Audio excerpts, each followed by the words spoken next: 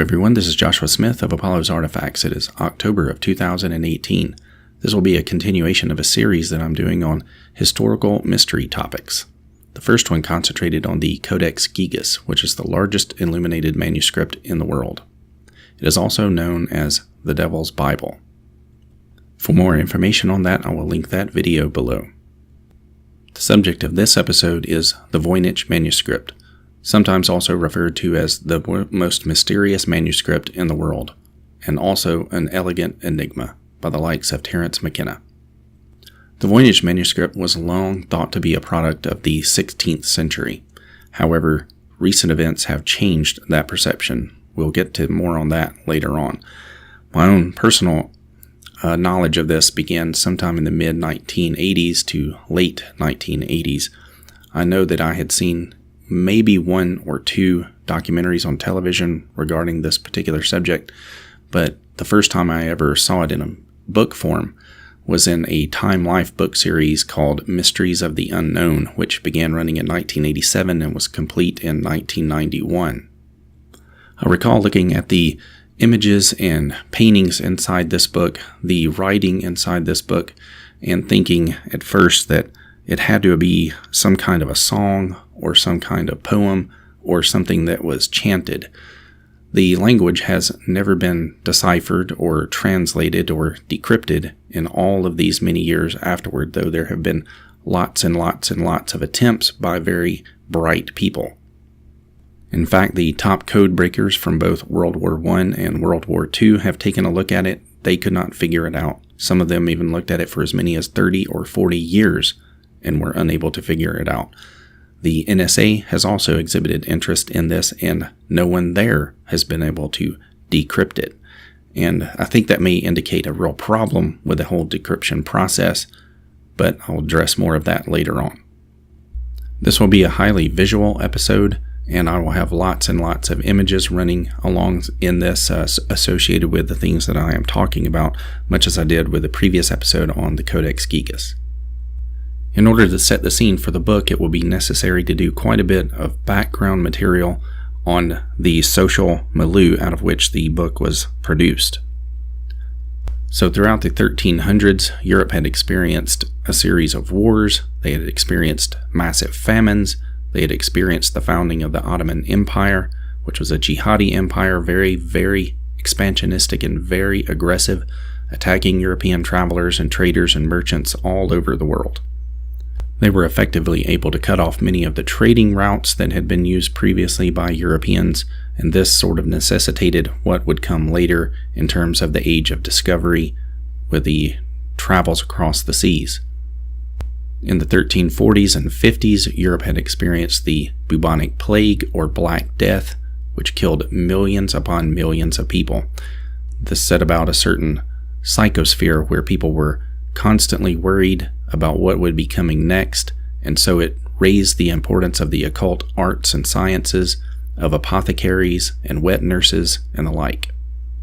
Very little differentiation was seen as to what we would think of as physicians and medieval practitioners of medicine and alchemy.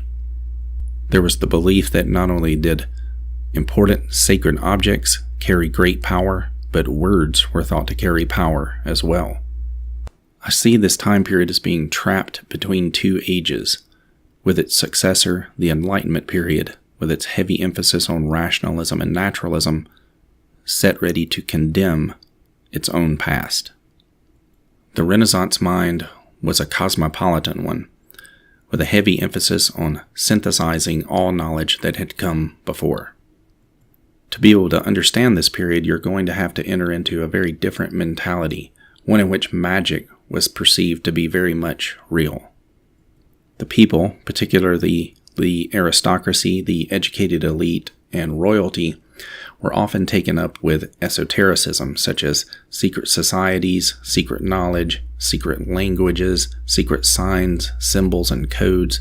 These were all thought to be very, very important. You would have people who would travel far and wide in order to obtain and to display and use various amulets and talismans and tinctures and elixirs and relics. These were also thought to be crucially important. The Judaic and Christian Kabbalah were studied, the casting of horoscopes and divination were practiced, seances were held, and the hidden or occult sciences blended seamlessly between astrology and astronomy, alchemy, and even medicinal practices. The search for the Philosopher's Stone in order to transmute base metals into gold was a complete obsession. The search for the elixir of life in Solomon's Key, likewise. You also had the faintest beginnings of empiricism, which was emerging along with naturalism and materialism and rationalism. These were all closely in tow together. Such groups were often referred to as natural philosophers. However, because of this complex and interesting milieu, you had the Catholic Church, which saw elements of what we take to be science today just as worrisome as was the occult practices that they saw taking place all across Europe. Later, this was to be treated somewhat differently by Protestant rulers, for example, Elizabeth I and the Holy Roman Emperor Rudolph II. The goal of any good occultist or magician of this era was always to work to attain the patronage of a powerful and wealthy person, and none would be better than to attain that from one of the crowned heads of Europe. This brings us to the court of Rudolph II, who was purported to be the owner of both the Codex Gigas and the Voynich Manuscript, although some of the details around that are a little sketchy, and we'll get into that later on. Rudolph's court was one that was very open and permissive, especially in comparison to the earlier Spanish courts in which he had been raised from the age of 11 to the age of 18, his most impressionable years. Among his many courtesans, one would find natural philosophers, magicians, astrologers, physicians, apothecaries, wet nurses, mediums, scryers, black mirrors, and seeing stones. Mystery languages and scripts were floating around because of the secrecy demanded because of church persecution, and the locating of trading routes was of the utmost import. It was a time of religious artifacts, the Shroud of Turin, and Nostradamus was to come along later. In fact, it is often thought that a particular horoscope cast by Nostradamus for Rudolph II influenced the rest of his life. The history around the document itself is very difficult to pin down, mostly because some of the information written about it was not done so for almost a century after the document was supposedly in the court of Rudolph II, and of course much later after it was possibly created. So the manuscript first appeared in the court of Rudolph II in 1586. He allegedly purchased it for some 600 ducats, although I've heard in other places that it was 300. I think that was perhaps a misstatement. After this, it appears that around 1610 to 1620, it was passed on to the imperial distiller, the head of the botanical gardens, Jacobus Tepenish. Then, from 1630 to 1645, it appears to have gone to an alchemist known as George Barish. From 1645 to 1665, it went to a Johannes Marci. Once Marci had passed from the scene, a friend of his eventually handed this over to the polymath Athanasius Kircher. This was approximately 1665 or 1666. Kircher then gave up all of his possessions as he joined the Jesuit order, and he passed everything that he owned on to the Collegio Romano. And it is possible that the book then passed on from library to library, location to location, but it ended up in the Villa Madrigone, where it was until 1912 when the rare bookseller or antiquarian Wilfrid Voynich then purchased it. Voynich reminds me a little bit of the character in the film The Ninth Gate, named Dean Corso, played by Johnny Depp. He's a little bit of a shady guy, but he always gets the books that he's looking for. So you have this group of Jesuits who ended up in financial straits, and they were planning to sell all of their books off to the Vatican, and I think that the sales began in 1903. Voynich was able to intercept this one by 1912, and it was only one of 30 books that he purchased while there, but he immediately knew that there was something quite unusual about this one. He then went on to spend quite a bit of time trying to interpret it and to have it interpreted. Eventually, he passed it on to his wife, Ethel, and then it went from her to her friend Anne Neal, who then sold it in 1961 to H.P. Krauss, who then donated it to Yale's Voynich Rare Book and Manuscript Library, where Umberto Eco was to come along one day to study it out of all of the rare books held by Yale. Once in the possession of Yale, it was then transmuted into MS 408. It is an illuminated manuscript with very ornate gallows. Johannes Marci, who had communicated with Athanasius Kircher about it before, presented him with the theory that it had been written by Roger Bacon. And when Voynich was attempting to have people interpret the book, a person named William Newbold also accepted this theory and tried to expand upon it. Now, the oddities inside the book itself bear a lot of similarities to exoticisms found in ancient and medieval travel logs and geographies and cartographies. You can go all the way back to Homer's Odyssey. You can look at Jason and the Golden Fleece. You can even read Herodotus' history, where he tells of these very strange characters, often talking about anthropophagi, or humans who eat other humans, i.e. cannibals. You also have this strange entity known as the Blimis, which is a human-like entity with a face on its chest or its stomach area, where the eyes are either in the center of the chest or on the shoulders. You can also look to the tales of the travels of St. Brendan the Navigator from 484 to 587. You can look to Ibn Battuta's travels, 1304 to 1369. Those of Sir John Mandeville sometime in the 14th century. We don't really know when and don't actually even know if he was a real person or not. You have Oderic, you have Marco Polo, 1254 to 1324. And then all of this stuff was happening in the context first of religious pilgrimages to merchants traveling for trade and producing Portoland maps. And often included in these travel logs and on the maps themselves, you would find centaurs, minotaurs, sirens, cyclops. They had these very interesting theories going all the way back to the ancient Greeks and Romans regarding hybridization and transmogrification. They had medieval bestiaries, and these were all critical to understanding the ancient, medieval, and even the Renaissance worldview. In terms of different people who have been proposed as authors over the years, of course, you've had accusations that Voynich himself did it. You have theories that Roger Bacon did it, that Leonardo da Vinci did it, that it's a lost Mayan or even Incan codex, that an interesting guy named Edward Kelley or even John Dee did it, a fellow traveler with Kelley. Some have even said it's from time travelers or Atlantis or aliens, or it contains the language of angels. Other people have tried to say that Athanasius Kircher himself did it. Others have said Albertus Magnus, and we'll look into some of the dates on these later on. I just thought we should mention that here. Inside of the book, it's divided into sections, which roughly they are thought to be either botanical or herbal sections. You have an astrological or astronomical and zodiacal section that deals with cosmology issues as far as one can tell. There's a pharmacopoeia section with pharmacological things, interest of apothecaries probably, and sometimes it looks like they have lists of ingredients or recipes, and there's also a balneological section which is related to therapeutic bathing. There are sections that contain depictions of what are thought to be nude European females. Some are thought to even be pregnant. These would be nymphs. Most of the time people don't refer to them as nymphs, but that's definitely what they are per my eye anyway. But because of this, because of the depiction of the nude characters and also the stark lack of lots of Christian imagery, there are a few crosses here and there, but it is not as full of them as you would think one would be, unlike, say, the Codex Gigas had been.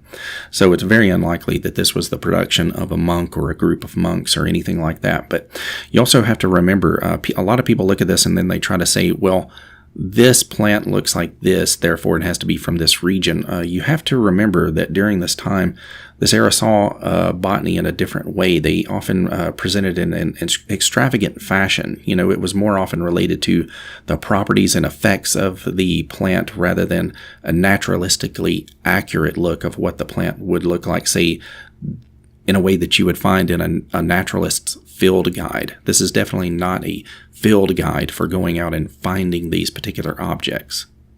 So I think in that way, and in the context of the travel logs that I mentioned to you and a lot of the images that I'll be associating with it in this video, so you can see that there is a historical context for these very strange things. I think this accounts for the weird plants and animals that we see depicted inside of the Voynich Manuscript. Some have taken this to be things that are otherworldly, but I think they're very much of this earth. I don't think there's any need whatsoever to appeal to time travel or Atlantis or other worlds or anything like that. I mean, we have a full context for this going all the way back through the Romans and Greeks. I don't, however, want you to take that to think that I'm meaning that this has to be, say, a European language or an Indo-European language or even a Proto-Indo-European language. I think there are many other possibilities for what this could be. And here I think it's important that we take a look at two very interesting characters often said to be associated with the Voynich Manuscript, however, with very little evidence that they actually did have any connection to it. That would be the court magician or magus of Elizabeth I, John Dee, widely purported to be one of the most intelligent men alive at the time, and certainly the holder of one of the largest libraries in the world at the time, and his friend of a sorts, Edward Kelley, who often gets a very bad rap in the Anglophone historical world. I actually go more towards the European historians' interpretation of Edward Kelley. They tend to see him as a much more, say, fascinating character and not simply as a hoaxer or a charlatan that he's often presented as by people from the Anglophone world. In order to gain a deeper understanding of this time period, I think that we should take a more detailed look at John Dee and Edward Kelley. Now, Kelley acted as a spirit medium or a scryer for John Dee. One of the things that it's important to know about John Dee is that he had a sort of recruiting network that spread out through England and across the continent of Europe, where people were constantly looking for people who were skilled at making these contacts with the other side. He always wanted to attain some sort of a contact with, say, the angelic realm. And Kelley was said to be exceptionally talented at this. So once all these different people were looked at, they would be sort of filtered through, and then eventually either Dee would make contact with them or they would be sent to make contact with him. And it was in this way that Kelley sort of appeared in his life one day. Now, one of the things that you get from a lot of European historians is a very different interpretation of Kelley than the one that you get from the Anglophone world, where that would be historians from England who say that, well, Kelley, he was just a fraudster, he was a con artist, he couldn't be trusted and all this kind of stuff. But the European continental tradition with Kelley is very much different, because people there saw him perform what they believe were actual transmutations of base metals into gold. He was thought to be an actual alchemist who was exceptionally skilled. It was because he performed these events in public and also in the court of Rudolf II, right in front of Rudolf II, in fact, who was himself an alchemist and who knew what he was looking at. And for quite some time, he didn't think that he was being defrauded. The reason that he ended up getting upset with Kelley is that Kelley would not reveal his secrets to him after he repeatedly demanded that he do so. Now, the way that people in the Hermetic traditions tend to explain this is they say that Kelley had a meteoritic stone with him, which possibly contained a white powder substance known as monatomic gold. And they say that somehow through the use of this, he was able to, I guess, at least create the appearance that he was transmuting lead or some other substance into actual gold. Now, what was actually taking place, we don't know and probably never will know. But anyway, this is what led to the contact between Dee and Kelley and their long-term association. Dee is frequently thought to have been one of the inspirations for Shakespeare's Prospero in The Tempest, and possibly one of the inspirations for Christopher Marlowe's Faustus in his Faustian tale.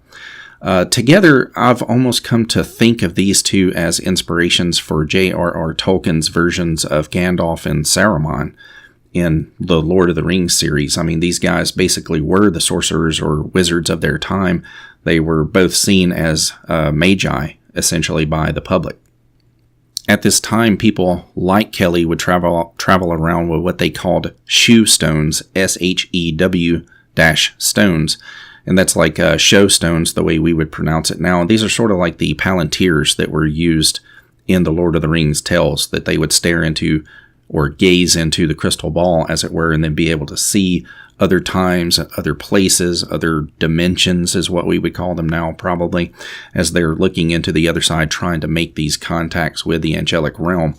And they said that it was actually a very difficult process for Kelley. It was a really draining process for him to make these sorts of communications, because at the time, and you have to enter into their thought world and understand the way that they believed things about the world, that the substrate of all things was the Bible, and that this spiritual realm actually existed.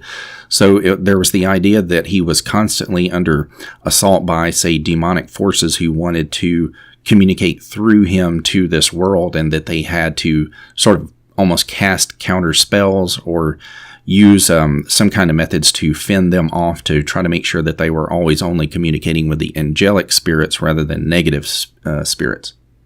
And I know it may seem like it takes us quite far afield from the Voynich Manuscript itself, but it actually doesn't, because you have to understand that it was a product of its time, even though there may be some questions that I delve into later in the concluding portion of this that may push that back into a different time period, as it were. But you also have to understand that these people, they would travel around with polished black mirrors. This was usually made out of volcanic glass or obsidian. It's what they call in the Game of Thrones dragon glass.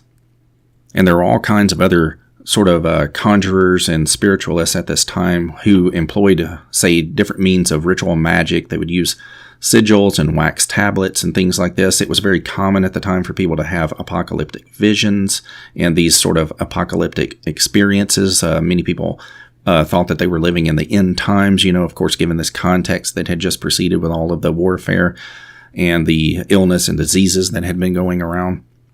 But the primary goal for Dee was always to try to make contact with this angelic realm. One of the things that he wanted to do was to be able to obtain what they thought of as an angelic language.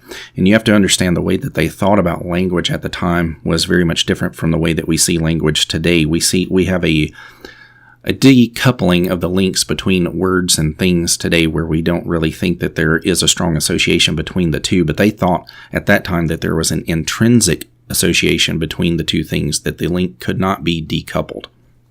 So what they wanted to get to was a sort of language, or a mother tongue. They wanted to go back actually to what was considered to be God's language, or at least as close as they could get to it. This angelic language was later referred to as Enochian, because Enoch was seen to be the last prophet to actually walk with God. And what this could mean for a magician would be they would have an access to words and numbers of power, because it was closer to the language of God and the language that Adam had used to name all things. Words and numbers were thought to be imbued with great powers at the time, because God had used language in order to create all things. This was also done in Tolkien's Silmarillion, where song creates everything through harmony and resonance.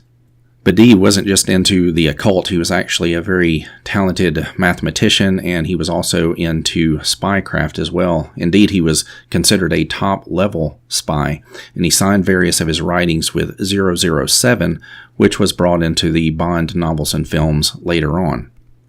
And just prior to the time of John Dee and Kelley, you had the sacking of Byzantium. And once Byzantium was sacked, there was a massive influx of works which emanated from the ancient world, from Babylon, Chaldea, Egypt, and Greece. They tried to save as many of these as they could, and then brought them back towards the European West. And during this time, there was a common belief in a golden age. And this golden age was not a reference to an Edenic paradise or anything like that, because this was a belief that was held not just by those during the Renaissance period, during the medieval period, but in ancient times among the Greeks as well. It was a sort of deteriorationist worldview that they had. It was in the noosphere or the psychosphere during the time of Plato. And that's why when Plato is recounting the story of Atlantis, he harkens back to ages far, far beyond the Greeks. That's why he placed it back during the times of the Egyptians, that they were the ones who relayed this story through their priests, which then came on into Greek history. And a lot of people mistake this for saying, for the Greeks as saying, well, we inherited all this knowledge, therefore it's sort of a stolen legacy concept that the Afrocentrists talk about a whole lot. But really, when you understand Plato and his time, you have to think about it the way that they did. They were not actually trying to be chroniclers of the past. He was not actually trying to be a historian of things that actually happened. The way that they thought about knowledge at the time was that the older that knowledge was, the more established it was. So the best way to establish something as an ironclad, incontestable fact was to say that, well, someone else many hundreds or thousands of years before us made this claim, therefore it had a really high truth quality to it. It's a kind of a strange concept for us today, but you have to understand it from their perspective.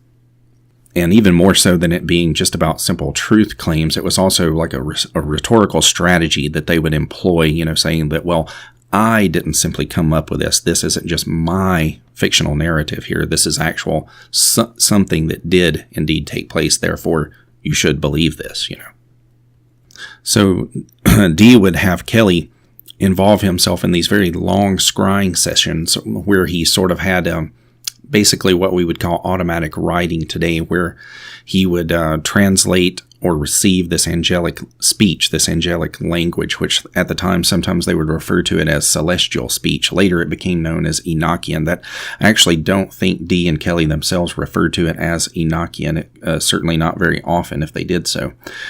But because of their association with this other strange language, with spying and with cryptograms, because Dee was also involved with cryptography to a certain degree, historians have had suspicions over time, and especially among the debunkers and skeptics, they would always just say, well, obviously Dee and Kelley together created the Voynich Manuscript, and there are a lot of reasons why I don't believe that to be true.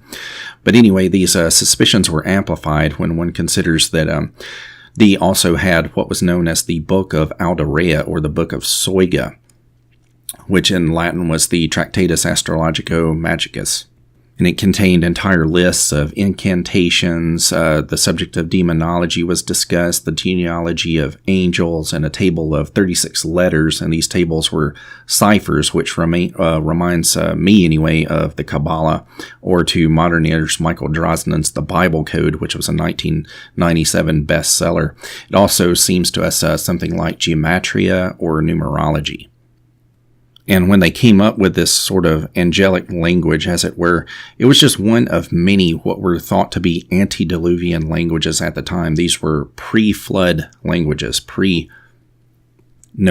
deluge. And at this time, and at many times before this, there were constant searches for and theories about, anyway, these pre-flood lands, pre-flood peoples, pre-flood languages and artifacts from the Old Testament. They always wanted to get these. They thought they were also imbued with power, much in the way that words and numbers were imbued with power. And the reason that they thought that these things had power is that God was thought to have, I guess what we would call, say, a first-order language. I think that's one good way to approach it. And Adam used this, but then he lost it following the fall in Eden. And then he used his faded memory of those to construct a sort of Proto-Hebrew language, which we would call a second-order language. And it was weaker than the initial language, but it became the universal tongue that was then thrown into complete chaos and disarray later, following the Tower of Babel. And out of this emerged all languages that we speak today, including Biblical Hebrew, and making those all at best a third-order language. But of course, the Biblical Hebrew would be closer to the first-order and second-order languages. But there are more reasons than this that scholars over the years have been skeptical of Dee and Kelley's angelic language, because Dee actually owned a copy of Johannes Pantheus's 1550 Voracademia contra Alchemium, which contained an Enochian script as well. And he had hand-copied the Steganographia, which was written by Johannes Trithemius around 1499, which was almost entirely about the notion or concept of cryptography. And these works do, of course, lend themselves to an interpretation and a suspicion about Dee and Kelley, but I think that those are wrong, and I'll explain why later. And more than this, you have to realize that not only were word and number seen as something imbued with importance and power, from ancient times to medieval times and even into the Renaissance, everything was thought to be imbued with purpose and meaning and value. You didn't have the sort of listless nihilism that's so common today. The very notion of nihilism that you see so commonly held by especially young people today would have struck them as like the darkest of all nonsense. And evolutionism itself does tend to boil down all things to sort of an empty meaninglessness and purposelessness of existence, which is just centered on reproductivity functions. And that too would not have squared very well with the ancient or medieval or the Renaissance mindset. To many of us today, it just is sort of taken as a given, because we've been sort of sitting in this stew of the Enlightenment and the idolaters of the Enlightenment, for lack of a better phrase, secularism, materialism, empiricism, naturalism, rationalism. All of those forces sort of combine together to kill off all of the ancient understandings. And what hasn't been killed off has been basically driven underground or into, novels and TV shows, video games, film, things like that. That's where they tend to reemerge. The thought world or psychosphere is actually quite different. So now we can actually return to or appeal to the sort of technology that's born out of the modern version of science that we have in order to investigate the object itself, and this is actually a field called codicology. However, just before I get into that, I think we should return quickly to the list of proposed authors, which I, briefly mentioned a moment ago. We'll go back and look at that right now. So there was a letter with the Voynich Manuscript when Voynich himself purchased it. And this letter was from Marci to Athanasius Kircher, which some people sort of pretentiously pronounce as Athanasius Kircher. I really don't like that pronunciation. I go with Kircher instead. But in this letter, he said that he thought that the author was Roger Bacon, and Bacon was a monk and a natural philosopher of the time, but he was also into ciphers and codes and things very much in the same way as John Dee. But his lifespan was 1219 to 1292. That will be key later when we get into the science section, okay? You also have, many people have proposed Leonardo da Vinci as being the author. I think there are actually some modern proponents of that theory, and he lived 1452 to 1519. Again, that will be important later. John Dee lived 1527 to 1609. Edward Kelley, 1555 to 1597. He was quite a young fellow. You also have Albertus Magnus, or Albert the Great, 1200 to 1280, who was known as by the title of Dr. Mirabilis because he was thought at his time to be like the most intelligent man in the world, or at least the most studied. And Athanasius Kircher himself, 1602 to 1680, who also was given the title of Dr. Mirabilis at one point. And let's see, he was also into fossils and geology, and he was one of the first people to start considering the concept of deep time. That would be, something far beyond the biblical, say, 6,000 years or so that many people believed in for so long. Now we will look at the scientific facts around the document itself. Radiocarbon testing, which was performed, I believe, by a group at the University of Arizona, places the vellum, which they did find out is actually calf skin rather than donkey skin, which was suspected for quite some time. The radiocarbon dates center around 1404 to 1438, with something like a 95% confidence level, placing it around 1420 to 1425. And that rules out, from the proposed author list, basically everybody on the list that I just covered a moment ago. Notes in the marginalia sections seem to have been written in the 15th or 16th centuries. They seem to be in Occitan, which is a language used in a certain area of France, High German, and various Latin variants. Recent computational linguistic studies have confirmed early suspicions that the pagination or folios have been indeed reordered, but they are not grossly out of order according to these studies. That was a 2011 study that I will link below. They think that the way that this happened is very possibly the manuscript was dropped on a few occasions, and then the person picked it up, did not really know what order it should go in, of course, because of the language is not readable. But since it's divided into the sections that I mentioned to you earlier, I guess they could go by a lot of the imagery that was on the pages, and then they kept it roughly, it seems to be anyway, in the correct order. The The field that has developed around it is now called Voynichology. It's sort of a subset of codicology itself, and the language that's used inside of it is often referred to as Voynichese. It bears statistical structural signs of a real, natural language, as opposed to the theories of whether it's a shorthand or anagrams or codes or a ciphertext, or if it's an artificial language. Most of those seem to be ruled out by the fact that it looks like, according to statistical analyses anyway, to be a natural language. There were earlier claims that two authors were involved in the creation of the document, and the computational analysis does seem to bear that out. It does seem to be a Voynich A and a Voynich B in the text, and they appear to be quite different. It also appears that there was another hand used to create the artwork that's inside, and it is unknown when it was painted. It could have been painted, probably sometime around the time of its creation, but it's actually unknown. And there are anywhere from 2 to as many as 8 different authors have been proposed, or actual different hands were used, which I guess would go up to either 3 or 9 if you include the artwork. So what we have extant are 240 pages. It's believed that as many as 32 pages are missing. So just sort of a rough back of the napkin calculations here. What I figure on this is the following. So we have 170,000 glyphs in existence. If we had the other 32 pages, we may have as many as 192,660 or thereabouts glyphs. There are 35,000 words or word tokens that appear in the document. So with the missing pages, if we had those, it would possibly go up to 39,660 or so. The script inside the document seems to be 20 to 25 characters, but there are additional rare characters which number in the dozens. There are about 220 distinct images in it. If we had the additional missing pages, we may have as many as 240 images.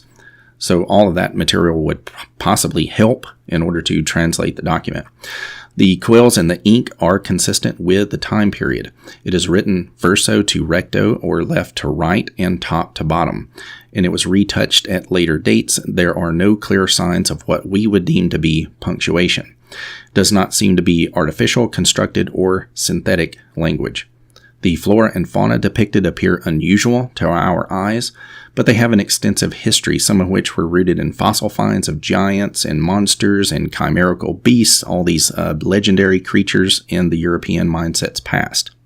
And really, you can look all throughout the, sort of the Western history of depictions of various strange beasts and characters like centaurs, minotaurs, cyclops, headless people, cannibals, and a whole menagerie of other odd entities that have been drawn about and written about over the years. There are some sections in the Voynich Manuscript, too, that appear to show containers which resemble maybe mortars or alembic and some type of alembic-type canisters, possibly. According to handwriting or graphology experts, there doesn't seem to be any obvious evidence of corrections or errors or mistakes. There are no omissions that they could tell. But some have suggested that if this were a non-Christian holy text, mistakes would actually be left in the document in the form of repeated words, which is why you have possibly so many repeated words in there where they just write them and then they move on and try to write them in the correct manner, but they don't go back and erase what they wrote before. And now that we've covered what I guess I would call the prehistory of the document, some of the history of the document, and some of the scientific facts about the document itself, this portion I would like to move into is the concluding section, where I will now offer my own hypotheses and speculations about the Voynich Manuscript. So the first thing that I would say about it is, even despite what I will say here in my own personal hypotheses and speculations about it, is don't close off any possibilities, not at least until it is actually solved. That would be the first thing I would want you to keep in mind. Next, I would say that the author or authors of the text probably had various beliefs in their mind, certain worldviews that came from emanationism, the concept of a holistic universe. I think possibly they were coming from an organicist perspective or a vitalist worldview. Anyone who questions Voynich's possible involvement in this, these questions could easily be solved by a graphological expert performing graphological analysis of his handwriting and the writing that is in the document itself. And also, I doubt that he could have foreseen the coming of radiocarbon dating on the vellum. So I don't know why he would want to attain vellum that was of that age, from the early 1400s. The other thing that I would say about these theories that Voynich himself was involved is, why would he spend some 10 years trying to get other people to translate the document? If he was so hard up and desperate for money, why would he hang on to it for so long? It seems the first thing he would want to do is to get it out of his hands entirely. Why would you look for someone to translate a document that either A, you already know what it contains, or B, you know that it's just a bunch of gibberish? It doesn't make any sense. The whole theory that Voynich did it doesn't add up. Contrary to other interpretations, I do not believe that this contains runes or cuneiform or logograms. I would also suggest people should look into the Tocharian language, Etruscan, Romani, or the Romi Sind language, which has ancient links to India and Pakistan. That could be a fruitful path to take. It's probably syllabic, and it's a language isolate. I would also suggest that people look into the way that Linda Shell helped to solve the Mayan hieroglyphs. She actually lived quite close to where I live. She lived in Hendersonville, Tennessee. She was born in Nashville. And Michael Ventris, the way that he went about solving linear B. Obviously, there are all kinds of lingering questions that I have about the document. I mean, how many pages are really missing? Where are these pages? Who removed them? What would they have done with them once they removed them? We don't even have a lot of the basics that any historian would want on who, what, when, where, how, and why these were actually rearranged. We only have speculation about how that would have been done or why it would have been done. I also do not think that it is a code in the traditional sense, which is why it has not been cracked like the Rongo language of the Easter Islanders. There's also the possibility that it was composed by a Neoplatonist or a group of Neoplatonists who were interested in mystical herbal treatments, but who also assumed the Christian thought world that was common at the time. I also think that too many people approach the document with their own personal blinders. They go in with this sort of Western linear approach to it, and that may not be the best approach overall in order to solve it. I also think people should consider New World languages, because there could be sort of broad linguistic roots that help solve this. I also wonder if people have approached the document in the way that the 1513 Piri-Reis map was approached, which is the idea that it is a copy of something that is very, very much older, not just hundreds of years old, but perhaps thousands of years old. That's something that should be considered. What about other zodiacal systems that have other signs, such as Ophiuchus? What about the zodiacal systems that have more signs than our 12 or fewer signs? There are systems such as that in existence as well, and were also in existence at that time. Another thing I would say is it's not explicitly a Christian document, so the lack of iconography is really not much of a surprise. There are crosses in it, but there are not very many crosses in it, but other cultures also use the cross as a symbol. But the nymphs inside of this most likely rule out the possibility that it was created by a monk or a group of monks. It's very, very unlikely that they would have been involved in drawing the nymphs in that fashion.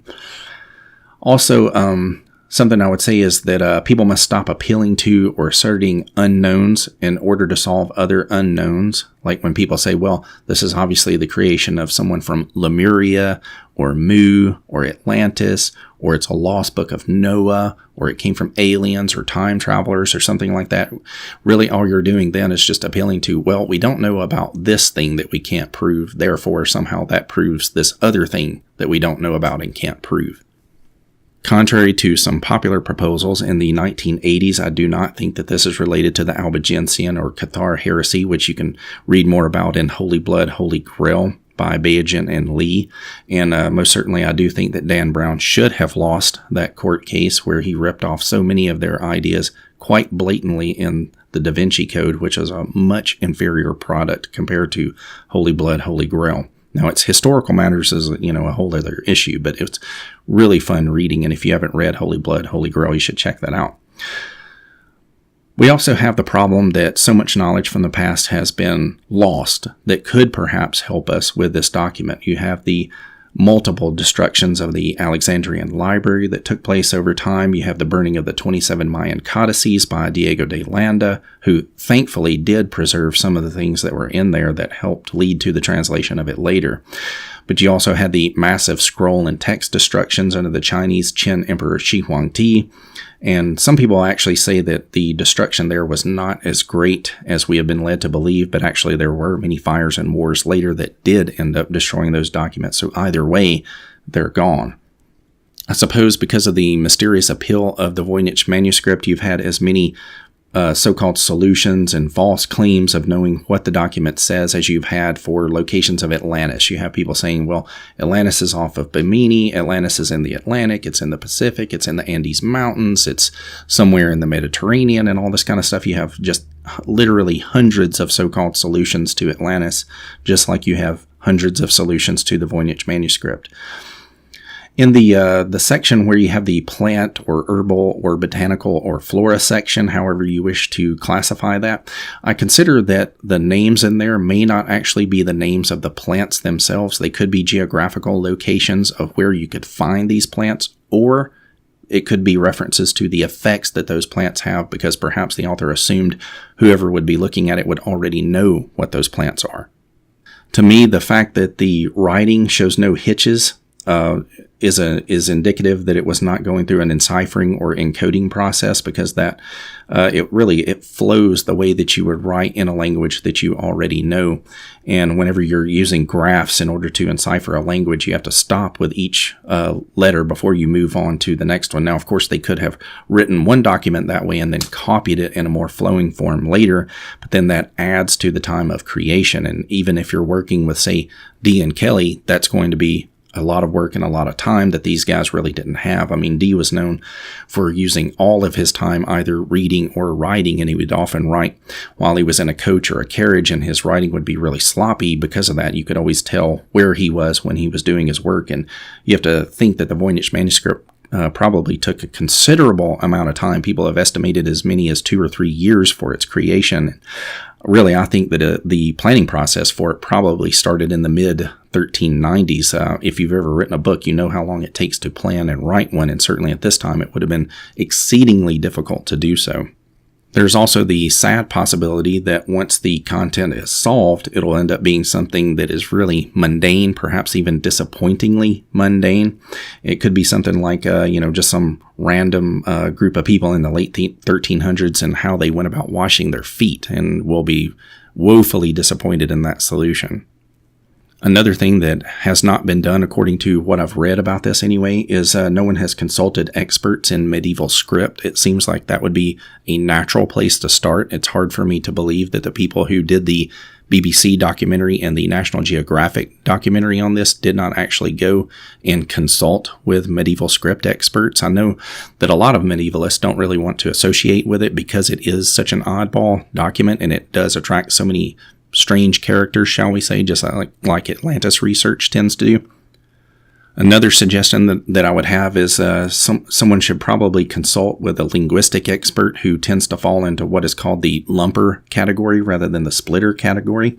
And Joseph Greenberg, he was a guy who was into linguistic universals. He's the person who really started this whole endeavor in the first place. He began by sorting out the typology of the African languages, of which he studied more than 300 of them, and he was able to correlate them according to object-verb and verb-object languages. He studied hundreds and hundreds of languages, and he had a near eidetic memory, which really helped him in order to be able to do this, because he could recall all kinds of linguistic writings and textbooks and articles that had been written over the years, and he was able to bring all of this together in order to reclassify the African languages, because when he was working, it was frankly a mess. There's no other way to put it. I mean, it was a complete mess with the way that they had been aligned, all according to like Hamitic languages and Chaditic languages and all this kind of stuff. Anyway, once he got this sorted out, it was a huge controversy for a while, but basically within a decade's time or so, his theory became the dominant theory and helped to solve so many of these old world language problems. Now, one of the strange things is, once he began to apply these theories in the Americanist sphere, to the Amerindians, the First Nations peoples and all this sort of stuff, the American scholars became very, very upset. They're highly territorial about this, and they did not like the idea that he was reclassifying the languages here, although I think his approach was probably the correct one. But anyway, one of the things that he found is there were at least 3 waves of migration into the Americas, and he didn't really define how that happened or when it happened or anything like that, say they all came through the ice-free corridors of Beringia, or if they sailed along the coastlines or whatever. But we do know now that people actually entered from the southern tip of South America at the Tierra del Fuego area as well. And some of the datings for the early entry into the Americas go back far, far beyond what anyone wanted to believe before. There used to be this sort of hardline barrier that they placed at, say, 4,000 to 6,000 years ago. This was possibly under biblical influence as well. I'm not so sure. But other people were then able to push it back to 8,000 years, then 10,000 years, then 12,000, 14,000 years, and now you have many finds in both North, Central, and South America as well, which date over 20,000 years ago. So when the first Americans actually arrived, where did they come from, and all this are questions that are really up in the air. You have one theory called the Acheulean theory, where they say that early Europeans possibly made it over here as well, in addition to people from the Asiatic areas. Okay, so the next thing that I would say is I suspect that Voynich was never in... The Voynich Manuscript was actually never in the possession of John Dee or Kelley, contrary to what many other people believe. I think that if Dee had a book like this, he most certainly would have added it to his own possessions, his own library. His library had between 3,000 and 4,000 texts overall. His library was actually larger than that of Cambridge or Oxford. And unfortunately, during his travels throughout Europe, somebody ransacked the place, and they went inside and people stole a lot of his books, which is really terrible, because he had access to quite a bit of money throughout his life, because of his various patronages that he was, to benefit from. But he was always living on the edge of having no money at all because he spent it all on acquiring books. His whole objective was to acquire what he called radical knowledge, and he never really thought that he could find that in book form. He always believed that he had to petition to the angels in order to get this radical knowledge. But also, we don't seem to have any evidence of either Dee or Kelley receiving the 600 ducats from Rudolph II. That would really help to corroborate the idea that they had the document and then sold it to him, which we don't seem to have as far as I know. One other consideration with this document is that it could have been an oral tradition that was finally being written down. We do have evidences of things like that happening in other documents. I would also say that all things that are created produce multiple evidentiary trails, and perhaps all of those trails have not been tracked down with the Voynich Manuscript. Yet you would have to sort of track down ways in which and locations where the vellum may have been procured. You could test the vellum genetically in order to specify a certain region where it may have come from. So then you would have the chronological and geographical limitations on this document. Also look into the types of quills that were used and where those were most common, and where the particular ink galls that were used were most commonly used during these time frames. Now, other people have considered that the document was possibly created through automatic writing or glossolalia, but really I don't think a document of this size could actually be created in this manner. I think that that process is far too exhausting for people who go through it, from what I have heard and what I've read anyway. And the fact that it's written by at least 2 hands, to me, basically rules out the whole glossolalia or automatic writing concept altogether. Contrary to the numerous clickbait articles that have been coming out over the last 5 to 10 years or whatever, I would say AI or artificial intelligence has indeed not solved this. There's been all kinds of these fake news reports about it being solved. There was also the claim that it was shorthand Latin. I actually think there are lots of problems with that whole theory. It does not solve the document in any way whatsoever. But I do think that the late linguist Stephen Bax may have been onto something, and a few others who have been working on it lately. But any solution to it is going to take years in order to test and retest and confirm. You don't just pop up and say, well, on my blog site, I have all the answers. Click there and you can read it all. This is the kind of nonsense you always see in comment sections and things like that under the articles that are about the Voynich Manuscript. And, sadly, Bax has passed away, but he thought that he had a provisional translation of like 10 words and maybe 14 characters or something like that. Over the years, I've come across all sorts of different things that have caused me to think of various odd associations with the Voynich Manuscript. And one of them was when I was reading the philosopher-historian Michel Foucault's book, The Order of Things, an Archaeology of the Human Sciences. And he wrote in his preface in 1970 about a very strange book.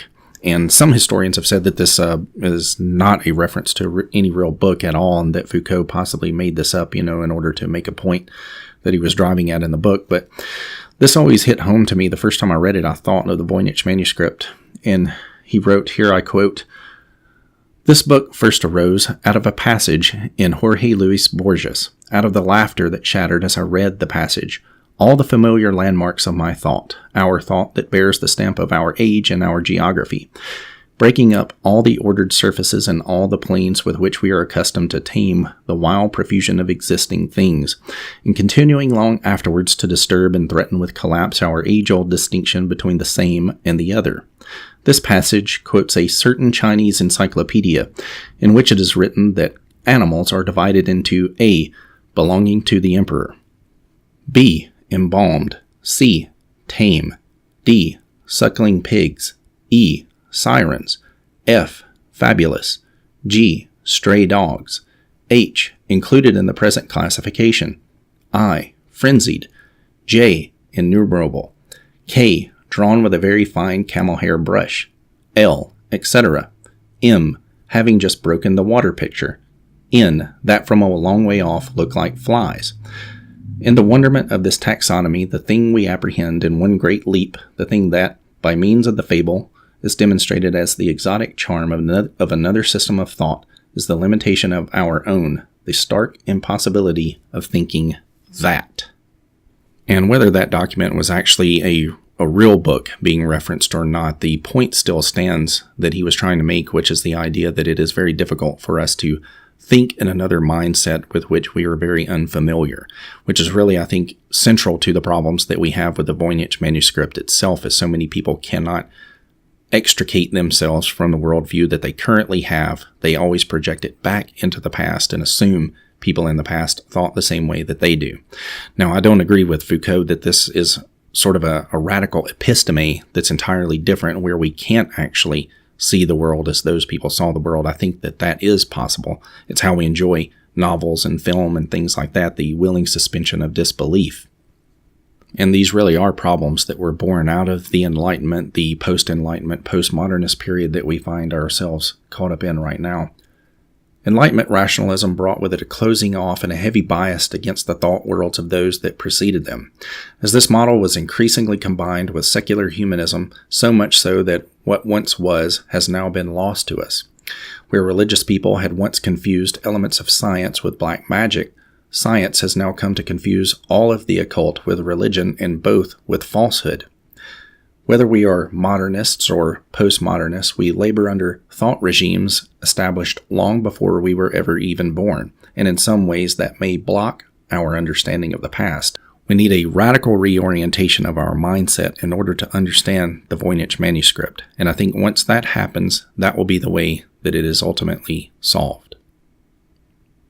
Please be sure to like, subscribe, and share. Thank you.